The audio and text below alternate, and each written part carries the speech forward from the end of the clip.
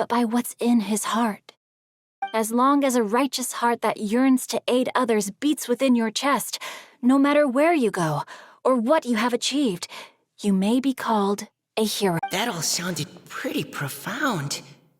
Oh, I've never even thought about any of that before. Hello? Are you okay?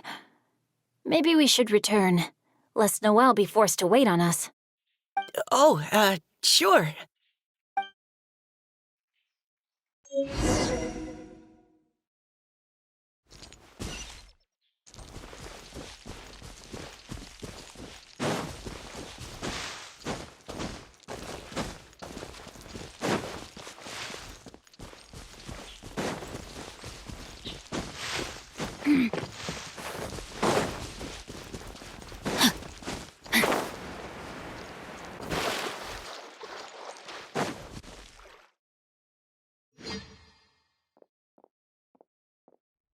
Well, you're back!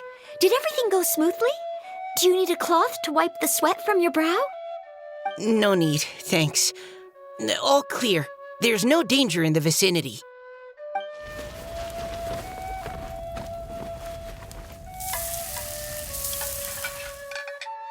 Noelle, your cooking is amazing. Every single dish is so tasty. Truly astounding. I never imagined it was possible to enjoy such a satisfying meal in the great outdoors. Really? Then what do you usually eat when you're out on an inspiration walk? Oh, well, since I usually sneak out from home, I just grab some dried snacks to take with me. Add in whatever fruit I pick along the way, and that's my lunch. By sneaking out, you mean running away from home? That's right. Or sometimes I'll tell a cover story like, I'm going out to take care of business. But if you get caught, won't you get disciplined? So just don't get caught. Huh. Anyway, did anything interesting come up while you were out scouting? Well, Xingqiu and I talked about what it means to be a hero. Now that I think about it, by Xingqiu's definition, you should be considered a hero too, Noelle. Huh? Me? You're always happy to help everyone in the Knights of Favonius. Not only that, but whenever we're out training, you help out the citizens of Mondstadt. Oh, remember that time when a giant boulder was blocking the road? You cut it in two with a single blow. Oh? Sounds like she has both a heroic spirit and incredible martial prowess. Please don't praise me like that. We should talk about what we came here to do, finding inspiration.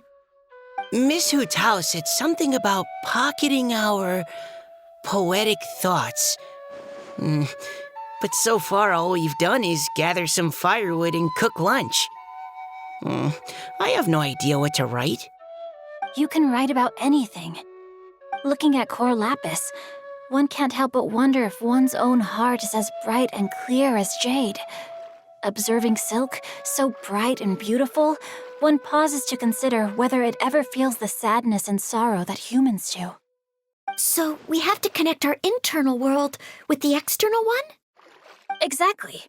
But that's just one of many possible methods. Perhaps you might gaze out at the bridge in the distance and see a woman leaning on the railing, looking as if her heart is laden by sorrows that even the rushing waters below cannot wash away. Huh? Wait! I saw her at the gala yesterday. She wrote one of the riddles we answered. Why don't we go say hi?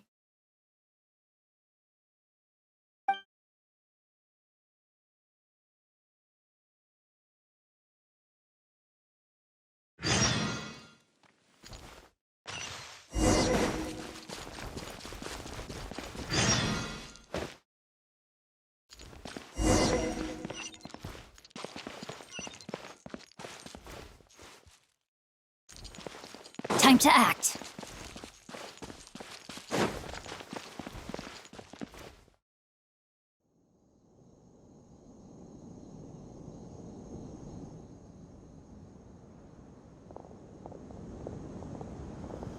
Hello, ma'am. How fortuitous it is that we meet again. Hello. Are you here on your inspiration walk too? Yes. Allow me to introduce ourselves. I am Xingqiu, and this is Noelle and Mika.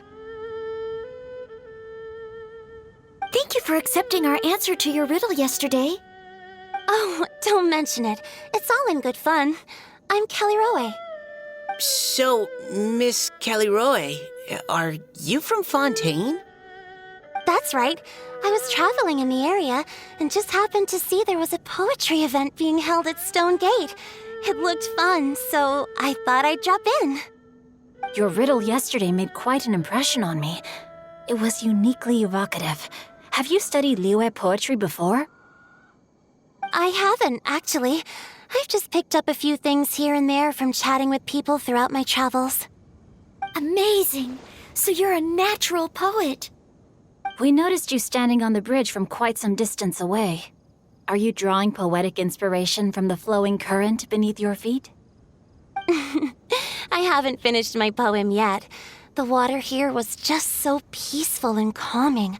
I stopped for a moment and lost myself in admiring it. Well, since we're all here, why not head back with us to the venue for tonight's festivities? It's getting late after all. Huh? Are you sure? We can walk and talk. Perhaps the mingling of ideas will give rise to new inspiration. I'd personally like to hear Miss Callie Roe's couplet. I'm sure I can learn something.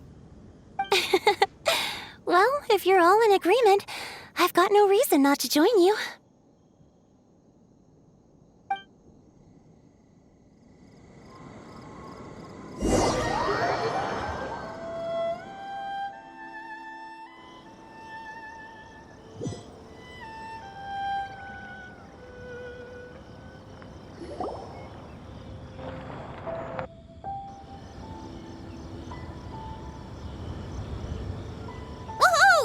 The first team is back, right on schedule.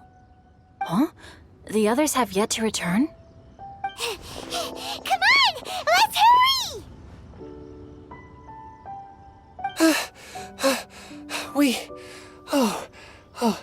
We're not too late, are we? Just how far did you all go?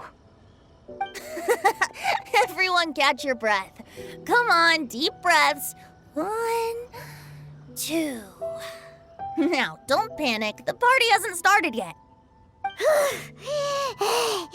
made it! Oh, Paimon's exhausted. Paimon gets tired if she has to fly too fast. Oh, not to mention dropping all those leaves. Paimon's hands are cramping up. Sounds like someone needs to exercise more. Huh? You guys picked up a new teammate while you were out? Indeed. This is Kelly Roe. I believe you'll remember her from yesterday, though you weren't introduced. Hi, everyone. Hello, but you're not the only ones who's called in reinforcements. Look who we got! Wait. Xiao? Where'd he go? Xiao, come on out!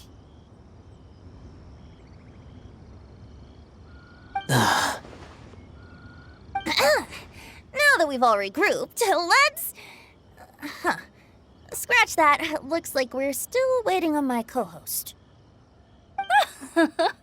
They say roosters crow at first light, and finches go to bed at night. But Director Hu Tao's always on the ball. Anytime, anywhere, she'll answer your call. Are the theatrics really necessary? We're already on day 2 of the festival. The opening ceremony is over. But my dear, dear Paimon, it seems you are not yet aware. That was not for my own sake, but for a special guest who's joining us today. Director Hu's manner is as exuberant as ever. It always makes quite an impression. Oh boy! Now this is a surprise. Mr. Zhongli, I hope you are well. Xingqiu, what can you tell me about Mr. Zhongli? He seems like somebody very important. Yes, he's held in very high regard in Liyue Harbor. He's extremely erudite in many different domains of knowledge. allow me to introduce you all to Zhongli, a consultant at the Wangsheng Funeral Parlor. His expertise is limitless, stretching from the celestial orbs to the terrestrial ores, spanning modern and ancient culture, delving into literature both prosaic and poetic. He may be my subordinate, but he is certainly a qualified poetry expert, and so we have invited him here tonight to judge the compositions. The director exaggerates. I am but vaguely acquainted with a few lines of classical poetry. Should you consider me to be remiss in my appraisal of your own compositions, please correct me. Yeah, enough with the modesty already. If I didn't know better, I'd say you seemed nervous. Just focus on judging.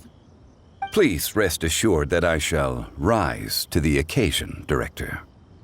Let me do a quick count. 1, 2, 3, 4. Great! Equal numbers on both sides. Huh? Are you counting me too?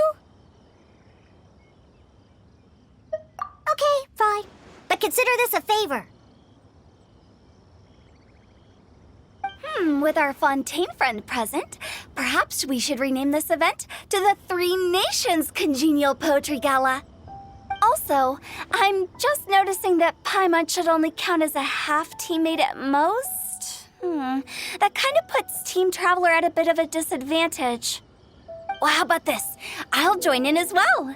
Director Hu Tao, here to help out in your hour of greatest need. What does everyone think? Naturally, the more the merrier. Being the host of the festival shouldn't stop you from having the chance to enjoy it like the rest of us. Then it's settled. Everyone else in the audience, feel free to join in too and support your favorite team. What about me? Shall I keep track of the score? No need for that. The teams are just a formality. We're all friends here, and this isn't intended to be competitive. But what do you think, Judge Zhongli? I concur, Director. Moreover, it would be disingenuous to impose upon our friends from Mondstadt and Fontaine a competition in which they are judged on how rigorously they can adhere to Liyue poetic conventions. Since this is a congenial poetry gala, should we not begin with inspiration and finish with friendly conversation? The aim being for all participants to enjoy themselves. That's a relief. I was so nervous about this, but it sounds like it's gonna be pretty relaxed. Couldn't have asked for a better judge. Zhongli said everything I was supposed to say, only far more eloquently. So, without further ado, I shall pass the baton to Venti. No problem. Friends old and new, put on your thinking caps and take a deep breath of fresh air. The second stage of our poetry gala will now commence. Matching couplets. Perhaps I could break the ice with a humble contribution to inspire others to share their brilliance. Please listen to the first line in the couplet. Lounging in luxury inside a Shinue kiosk booth, delighting in countless contemporary tastes. What? He managed to think of one already? Oh, he seems like a real expert at this. Shinue Kiosk. Should that be paired with Lily Pavilion? Or are they too similar for a couplet? Oh, this is pretty difficult. Shinue Kiosk.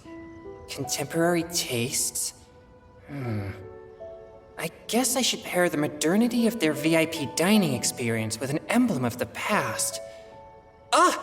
Maybe where I was training that one time. That was quite ancient.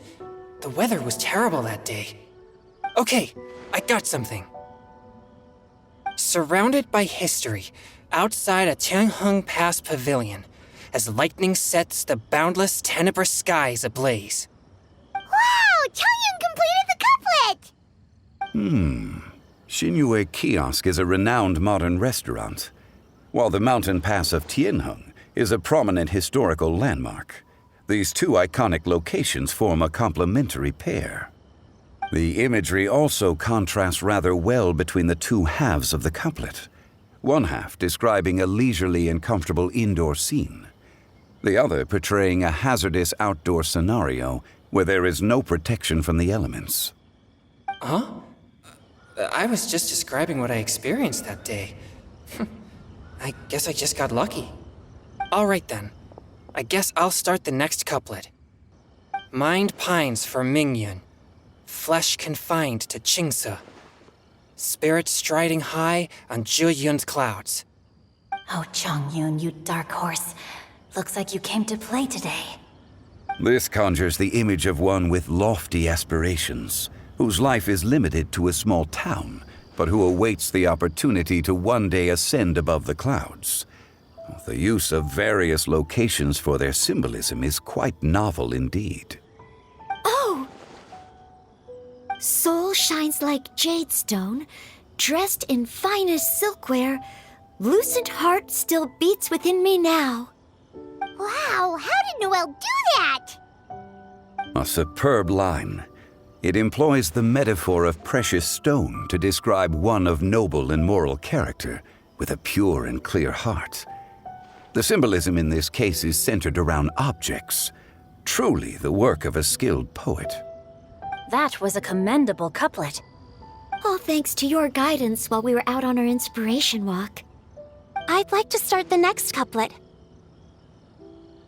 Up into the misty karst, down among the grassy marsh, all for lotus seed and bird egg soup. Lotus seed and bird egg soup? What is it, Diona? Did you think of a second line for the couplet? No. Everyone's poems are so complicated.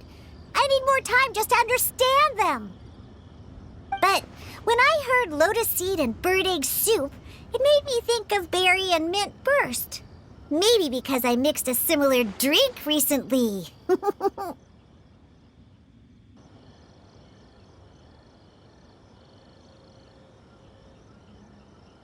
North beyond the Starfell Lake, south across the windswept plains, just for berries squeezed and mint infused.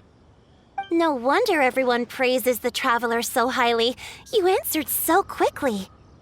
Both halves of this couplet require intimate knowledge of the terrain in question and the local plants that may be found there. The two of you are clearly both seasoned travelers. Does this mean I helped? Meowza! Hey now, Zhongli. Don't just praise everything you hear. You should question and press them a bit. Don't worry about upsetting anyone. After all, I'm here to take the heat. Then allow me to try another. Qingxin has no heart. Still, it soothes the human heart. Is she talking about the medicinal effects of Qingxin? This is a hard one to match.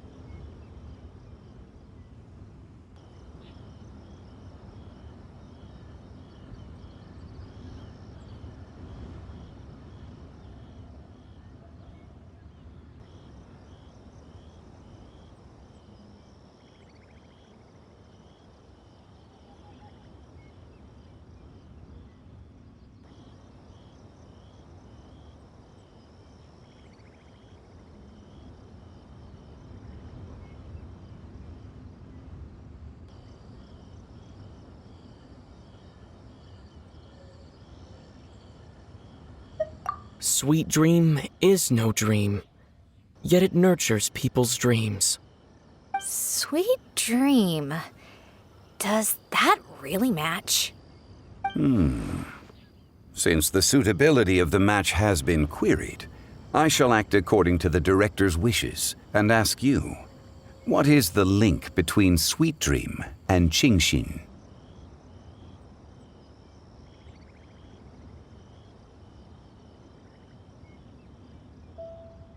Oh, you mean eating a delicious dessert before bed will make you sleep well, right?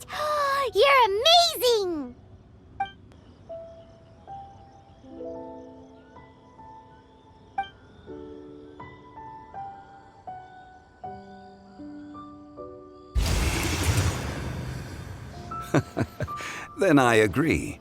The two halves of the couplet match. This point is well deserved. Points for me, points for thee. This judge gives out points for free. But if you ask me, everyone's being a little too conventional so far. Let's push the envelope a little. Go nuts! Oh? In that case, why don't you finish this one for me, Hu Tao? Round moon in the heavens, full moon at night. Celebrate with circle of friends. Oh, square meals in the basement.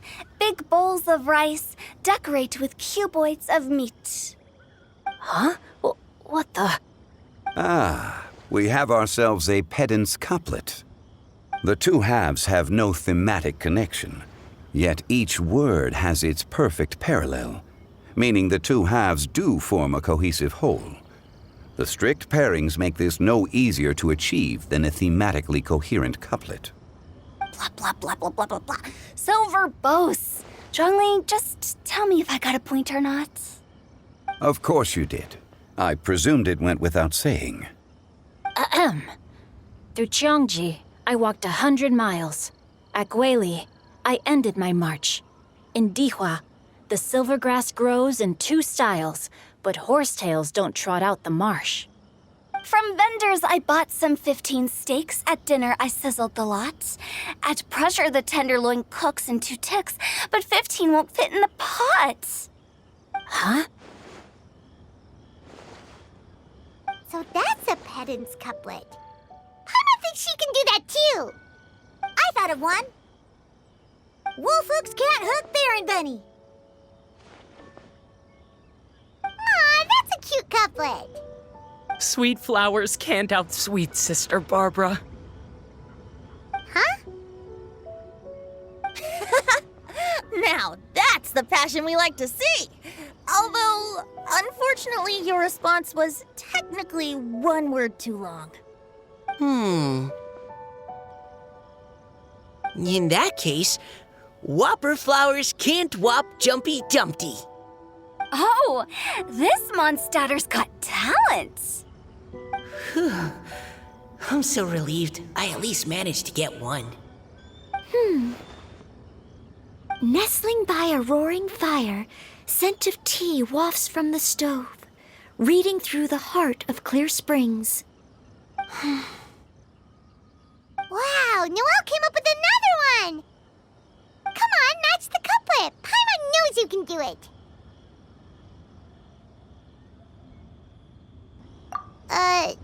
Do you really think Paimon has what it takes? Fine, Paimon will give it a whirl. Nestling by a roaring fire, scent of tea wafts from the stove, reading through the heart of clear springs. Seething in the pouring rain, sword of pain swipes at my foe, beating up the eye of the storm.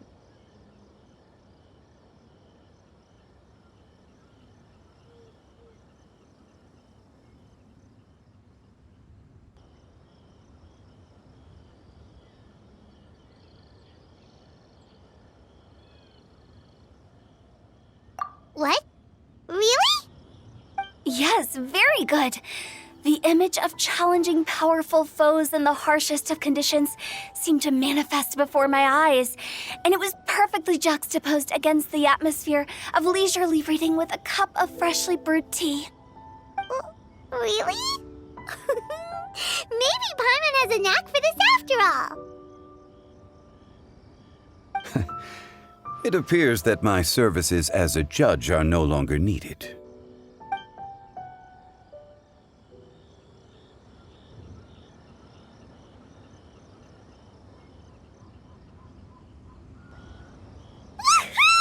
Paimon's so happy! Paimon managed to match a bunch of couplets at the end. You did hear them all, right? I really enjoyed myself too. Oh, I never knew Liyue's couplet poetry was so much fun.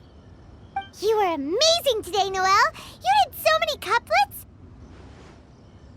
Paimon especially liked your one about reading Heart of Clear Springs.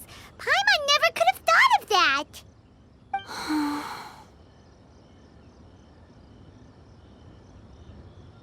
Kelly Roy, are you okay? You look like you're getting tired. Don't worry, I'm fine. Thanks for asking. Although, I do have a question I'd like to ask. Have all of you read Heart of Clear Springs? I haven't actually read it. My dad told me the story once. It's about a spring fairy and a young boy. Oh, yes. The story of a spring fairy who left her homeland and met a boy under the moonlight in a faraway land. The boy poured out his heart to her, and she listened to his stories. Over time, the boy grew up and began to develop feelings for the spring fairy. But the spring fairy didn't understand human love and was afraid that making a promise to him would ultimately end in tragedy. And so, I don't know if Diona's father mentioned the part about the kiss to her. In the end, the spring fairy left the boy and was never heard from again.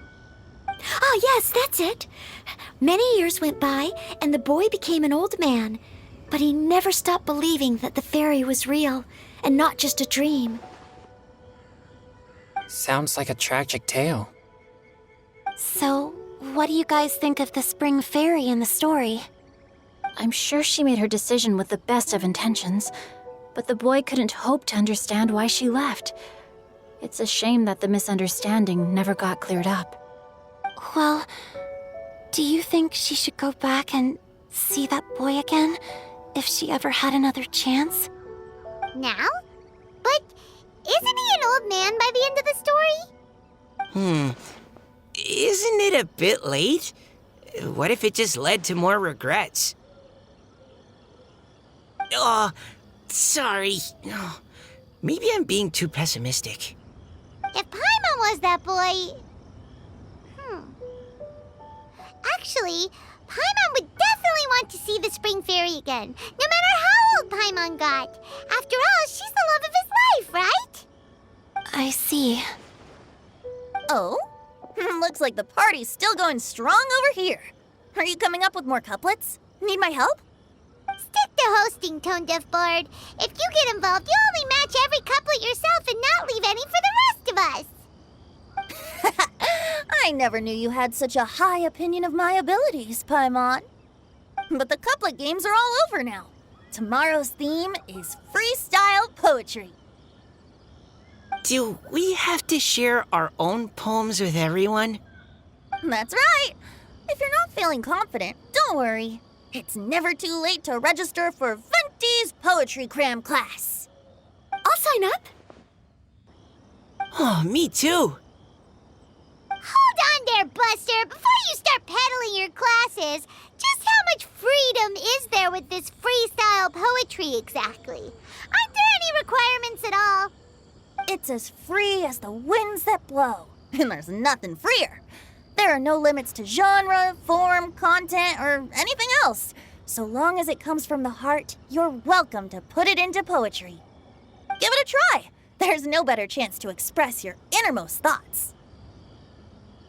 Whoa, that's almost too much freedom. Paimon can't decide which way to go. Our travels, or maybe all the food that the travelers cooked for Paimon.